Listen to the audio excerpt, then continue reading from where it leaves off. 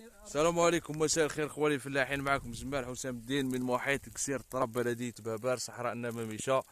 اليوم رانا في مستثمرة مشري ميلود المدعو كوكو اللي نعرفوه باسم كوكو في محيط كسير الطراب، اللي قام بزراعة في إطار زراعة زيتية، النباتات الزيتية وثمينها، أي زراعة دوار الشمس تورنوسول كما راكم تشوفوا.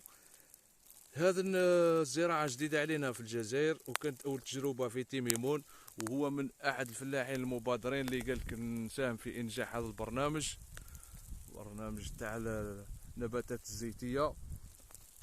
قمنا اليوم بالزيارة تاعو اللي قام، كان لا دات دو سومي أي تاريخ الزرع تاعو في 6 من شهر أوت. اليوم موراها دار لو ديزرباج بالديزربون سندس مزيل الأعشاب قندس. من قبل كانت الزريعة تركية من صنف سيرينا اللي جات لسال اريفاج، يعني نفس المورد اللي جاب هذا الزريعة. كما راكم تشوفوا نظام السقي راهو بالامطار الاصطناعية اللي يسمى الفلوبي سبرينكل.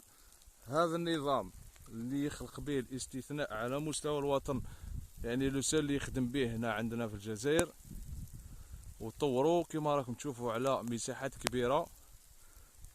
راهو يخدم هنا، تشوفوا الجو هايل ما شاء الله، امطار ثم راها المحصول تاعنا راها في ستاد كاتفوي كما راكم تشوفوا. هاي ليكم ما لقى فيها حتى صعوبات لحد الان، ولكن مراقبة دورية وسقي دوري بانتظام بأنظمة سقي جد متطورة. هاي لكم كيف تعمل فلوبي. هذا ديبار فلوبي سبرينكل من أحدث الأنظمة. هنا المساحة تتربع زرع هكتارين، 2 هكتارات، والهيتا تحت البيفو راهو خادم 15 هكتار، 13 هكتار توتال 15. النوع الزريعة تاعو سيرينا. تاريخ الزرع 6 أوت. جابت لابوسي تاعها لا لوفي تاعها ما شاء الله بنسبة كبيرة،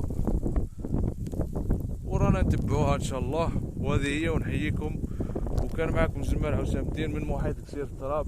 الساعة تشير إلى 4 مساء، ونحييكم والسلام عليكم.